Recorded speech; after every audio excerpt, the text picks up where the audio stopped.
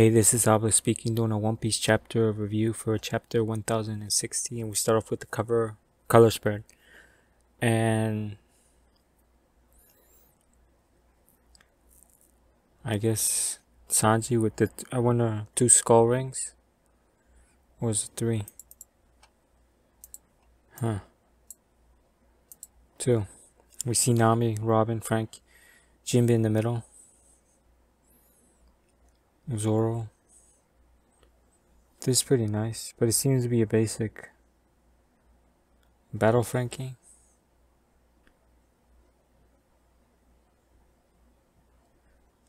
Well, that's it for this cover page. Nothing very interesting.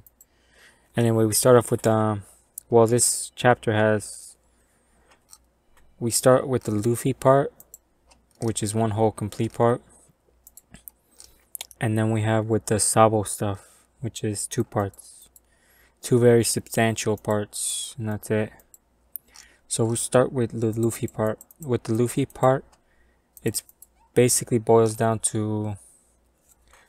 Well, the first thing is boils down to Luffy finding out that Sabo killed Cobra, and Luffy is in disbelief and angry. And this is very. I like this because Luffy straight up wants to go to Alabasta, but then he says no. Then let's go to He straight up wants to go to Mary Joa, and Zoro's the one. I like the Zoro dynamic here. The one telling Luffy to calm down, and we find out that Caribou is actually in the barrel. So Caribou instead of Yamato and Carrot, Caribou has joined the crew. And what is interesting is what he says here. Ha ha ha. Going to Mary Joa. Dang, can't really hear them. So he said in the scanlation, it makes it sound like he doesn't want to go to Mary Joa, but this one makes it sound like Mary Joa. Dang, I can't really hear. Like he's surprised, like he can't really hear, which is also interesting, which is also good and leaves it ambiguous in a way. So he's also chained up. That means someone chained him up. Could have been Frankie again, but we didn't see this happen. So Luffy's all worried. He wants to find out where where Vivi is, and we get a callback to a very, like, this takes back decades. This is a callback to a page that happened in Alabasta, after Alabasta, when they were all missing Vivi, and Zoro just said like, oh, let's go get her then. They forced her to join the crew, and they all call him barbaric. And I like Luffy's insult. It was like 3-sword style, and then if I recall correctly, Usopp told him that's not an insult. Then he said 4-sword style, and then he's like, well, we're just adding another sword. It doesn't add it as an insult. So Luffy's way of insulting people is almost like not even an insult. It's pretty hilarious. But I do like the way he does it now, because he changes, you're an ogre from Onigashima. It's very interesting he calls him that. And then Green Mom and Green Kaido, Crappy Moss, and then shut at 4th place, and then they start fighting again. And it's also interesting that they're fighting and Sanji is using Diablo Jambe because you see his legs on fire. And I guess they just use it to train. And then I guess Robin starts reiterating. She's pretty much telling us what we already know. It's almost like it's as Oda thinks we didn't read the chapter or something like that. It's very strange. Because she starts saying about the warlord system, Mihawk and all that stuff. And Luffy's trying to show. I guess Robin doesn't know that Luffy knows Buggy. Like they're acquainted with Buggy. And also Nami. So I guess she doesn't know the true. Robin doesn't know the true Buggy. But I guess now that I think about there's only 3 people in the crew that know the true Buggy. Nami, Zoro, and Luffy, and that's it. That's very interesting. That's an interesting dynamic there. That they only know that he's a fraud, but he's a funny fraud. I like him. And the biggest part here is that Luffy reveals his dream. Yes, we don't get to hear it, but he reveals his dream. And we see the reaction for some reason of Sunnygo, the ship. So is this ship alive, or what's going on here? Zoro is just like, huh? They're all like, what? Baroque is laughing, that's hilarious. in disbelief. Frankie's loving it. Examine his bed. Robin's just like curious. I guess that's her curious tone. And interestingly enough, Usopp doesn't says that it's not possible. So we know that after Luffy becoming the king of pirates, he wants the power to do something. So that's very interesting here. And the final part with the Straw Hats, time moves forward after it looks like somewhat, because they appear to be in some sort of winter. They're approaching some sort of winter island. And we see that it's actually, how would I say?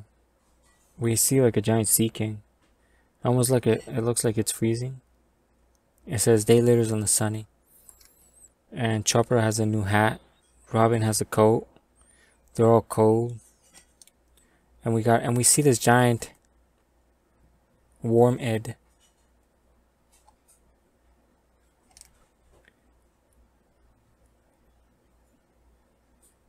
It's very interesting. So they're trying to avoid this giant like word Ed. And Luffy immediately senses someone in it. And Sanji senses that it's a girl. Zoro, being a badass, he cuts it. Bird dance. And we see who it is too. Oh. So Chopper gets blown away. Luffy catches Chopper now. And he also gets blown away. And we also see now that it's Julie Bonnie. And her bounty increased because it was 100 and something. Now it's 300 million. And she's in child form. Now, why is she in child form? I don't know. I don't think that's her original form, because it would be strange. Yes. I don't know why, but it would be strange. But then it could be the truth, because when Bonnie first interacted with the Straw Hats, she actually turned into a child to save Zoro. Or to prevent a major confrontation, which at the end didn't work, so. Or it could be hinting at us that she is in fact a child. So that could be interesting nonetheless. But this is very interesting. The reason why is now Bunny is going to be our infomercial. She's going to tell us all that went down in Marijoa.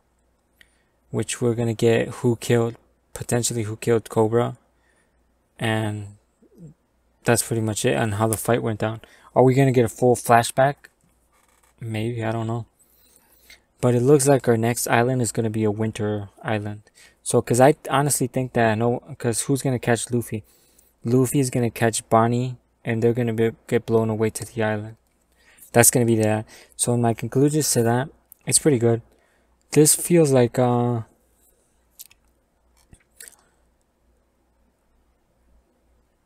it feels like a checkpoint journey. Something like that. Like if new readers wanted to come in, they'll get the gist of the story.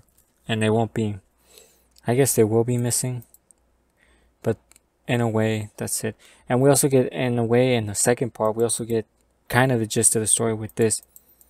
And that is Sabo, and it appears that Sabo's alive. He says he didn't kill King Cobra. And once again, in the table, there's 2 people with black wings. So, who are these people? Are they Lunarians? So, Dragon has Lunarians on his side, like, it's no big deal. That's pretty cool. And we see that Lulushia Kingdom, and we see Im-sama. And they're transmitting the... So we see Im-sama potentially use his devil fruit or an ancient weapon. I'm gonna go, in my gut theory, is this ain't an ancient weapon. This is his devil fruit ability. The reason why is his devil fruit ability is because the only ancient weapon that's been stated to be able to destroy islands is Pluton. And Pluton is dormant. So Uranus shouldn't have this capabilities. Period. It's never been stated that Uranus can do this. So this alone, it's either Eames power or some sort of new high-tech stuff. Because Eames, and we see that Eames is prevalent here this whole time, like she's visually watching the outcome. Because we see her when it comes to Marijoa.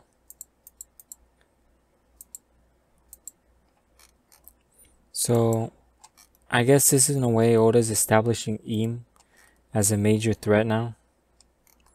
And we see her once again in the garden with a bunch of butterflies.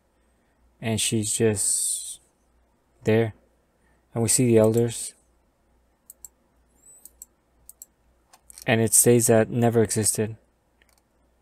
The country never existed in the first place. So they are eradicating the existence of a country. And it looks like it totally got destroyed. Like,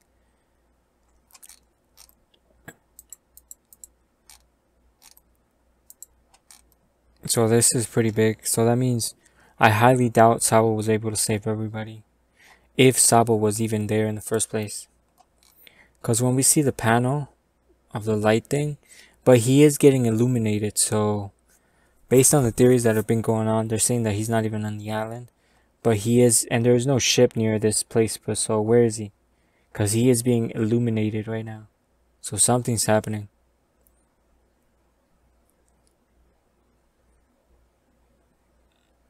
So this, and we see Im's eye, like he's visually watching everything.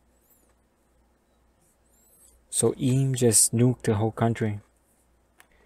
And my theory is why he hasn't done this before, like what's going on. And I guess this is like a setup chapter, like I'm saying. Oda's trying to establish plot points here. He's trying to make not the arm node stronger, but I guess just Im-sama stronger. But I honestly think this is a devil fruit ability. And I guess the reason he's silhouetted like this, and he's making a lot of emphasis on these eyes, just like he does when Dracula Mihawk is ever present. He always highlights his eyes. So I'm curious to what these eyes mean. What is the representation of these eyes? Well, I think I think I said it before. I think Im-sama is the same race as Mihawk, which would be the only two people we've seen about in this race in the world, which is fascinating nonetheless.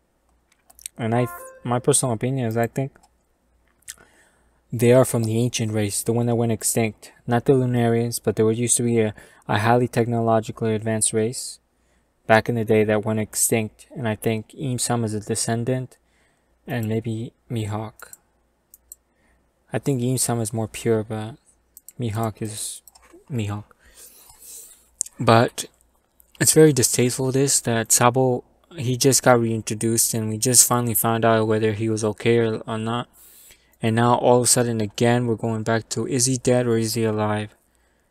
And we all know that took years to be resolved.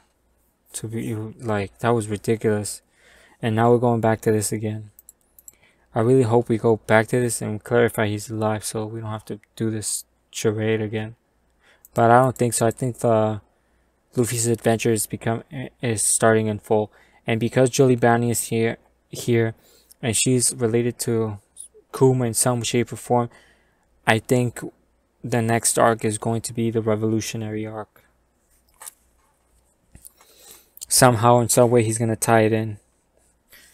As for the chapter, I think it's a pretty great chapter. There's a lot of, not much inside, just the reactions of the crew. And they seem pretty dumbfounded to his dream. I'm not going to speculate on his dream because at this point we don't know. Oda could have a determined dream, but he could just switch it at the end of the series. So we don't really know. Especially what happened with Yamato. So it's really pointless to be dabbling in this. Other than that, I like Robin. She had a lot of panel time.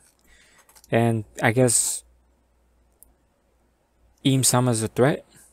So that's that. So as for this chapter rating, it's going to be 8.7. Yeah, it's a good chapter. We see progression with the story. The crew finally knows what Luffy's true dream is, and they seem to be okay with it. And Im becomes a major threat for Sabo and Dragon, I guess. And that's that. So, anyway, thanks for watching. Peace out and have a nice day.